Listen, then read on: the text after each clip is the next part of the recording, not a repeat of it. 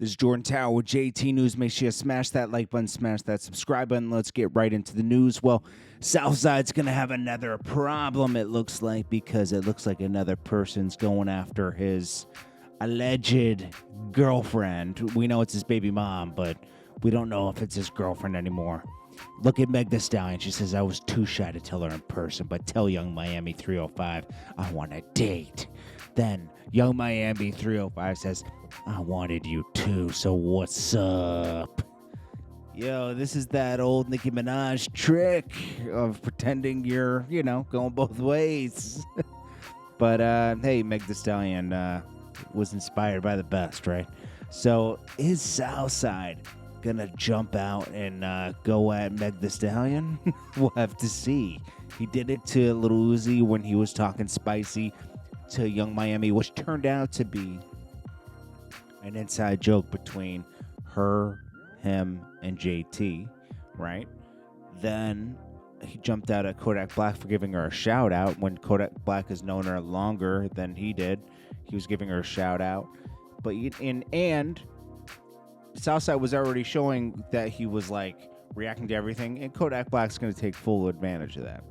So is he going to jump out the window at Meg Stallion? We'll have to see. Camron did an interview with Drink Champs and revealed a lot of stuff. First, he talked about that Juelz record where Juelz was going at Camron on his last mixtape.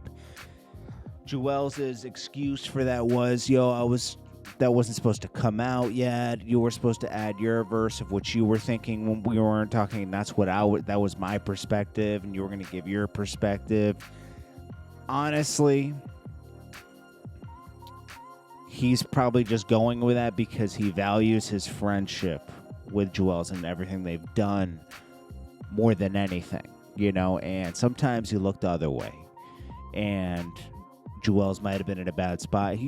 Listen, I've had friends do blatant stuff to me, but you've had so much history with that person that it's like, I'm not going to totally throw everything away. You've already lost this much time knowing that person, and you can share memories with people, and that actually becomes more valuable as you get older, So I can understand him just like, okay, fine, let's move forward. But honestly, that was a lame excuse. I think everybody knows that. But, it's better to see them together than apart, right?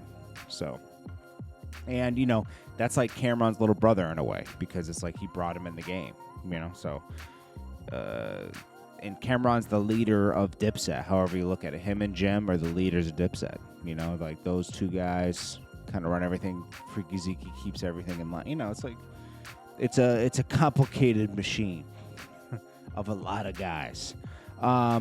Then he also talks about his tension with Jay-Z all those years. He says he felt like, and I got to say this, too. From the looks of it, around that time when Camron went over there was tension immediately. I mean, I was in what was it, my first year of college? Or was it? Yeah, it was my first year of college. And I went to the Old Boy video because I was around that time. This is how I was getting in the game from high school into college. It's right on that cusp right there. I was pretending to work for MTV when I had this other show on NBC that was only in 13 markets, and I was a part of that show. And all the footage I would get paid per minute. So I lied my way into the Old Boy video. I told the people that I was with MTV and everything when I wasn't. And I have the whole behind the scenes. I think it's on my channel somewhere. I have the whole behind the scenes of Old Boy. And I remember Jay-Z came in there and the tension was there. The first video. You could say they didn't mess with each other. I even approached Jay-Z that day and I was like, hey, I'd like to do an interview because, you're young and dumb and you're just approaching everybody because you have nothing to lose. He actually gave me his number to the office. I was like, whoa.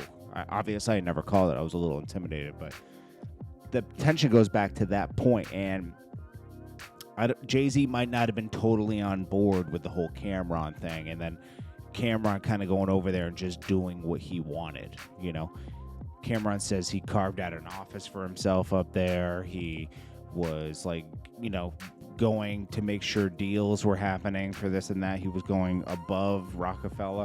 to have meetings.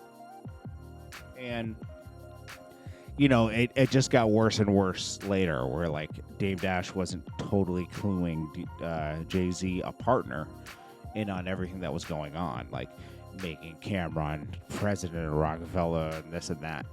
So anyways, it all started with this Petey Crack song, because Petey Crack was on State Property, and Camron was thinking about signing him over to Dipset. So he put a verse on One for Petey Crack because he thought he was nice. And he says, they're not really doing anything with you over here. Why don't you come over here? When Jay-Z heard that verse, he deleted it. And Petey Crack heard about it, and he was like, yo, he told Camron. And then he played it for Beanie Siegel. Petey Crack played it for Beanie Siegel because Camron gave him a copy, because he wasn't tripping about the verse being deleted. And Beanie Siegel broke the CD. So they had a problem with Camron at Rockefeller because they felt like he was getting stuff done for him. He knew how the building worked, and he was getting things done. I commend him for that, because if you sit back and you leave it up to the label, nothing will get done. Camron was taking charge, making sure things were getting done up there, because he had just had a bad experience over at Epic.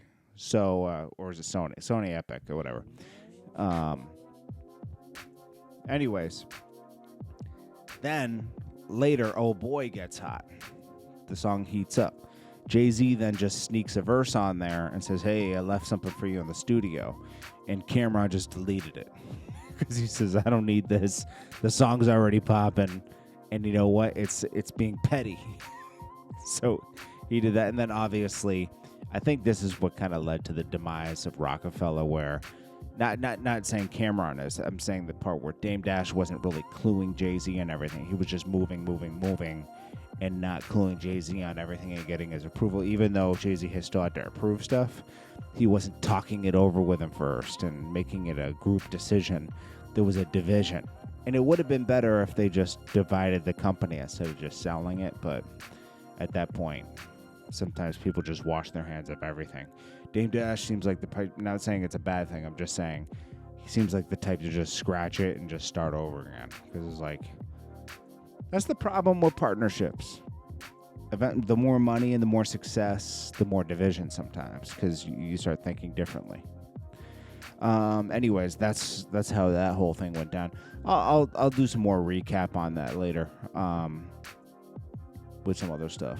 But anyways, this is Jordan Tower with JT News. I hope you guys are having a great day today. Smash that like button, smash that subscribe button, and smash the join button. Do not forget to subscribe and like, okay? And I'll check you guys in the next one. Peace.